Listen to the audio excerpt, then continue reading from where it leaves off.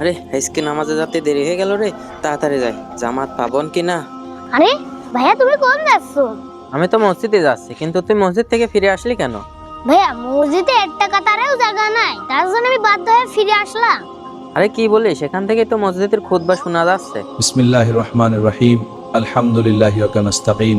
তাহলে এক কাজ করে এখানে নামাজটুকু পড়ে নি। আচ্ছা ঠিক আছে ভাইয়া, তাহলে তাই করি। এই দাঁড়াও, এই তোমরা কারা? আর এই জায়গায় কি করছো তোমরা? ভাই, মসজিদে জায়গা না থাকার কারণে আমরা এখানে দাঁড়াই নামাজ পড়ছি। এখানেই দাঁড়াও, এক পাও নড়বে না, আমি এখনই আসছি। ভাইয়া, এটা তো হিন্দুদের এলাকা, এখানে থাকা ভালো হবে না, চল আমরা চলে যাই। আচ্ছা ঠিক আছে, তাহলে চলেই যাই। এই দাঁড়াও এখানে।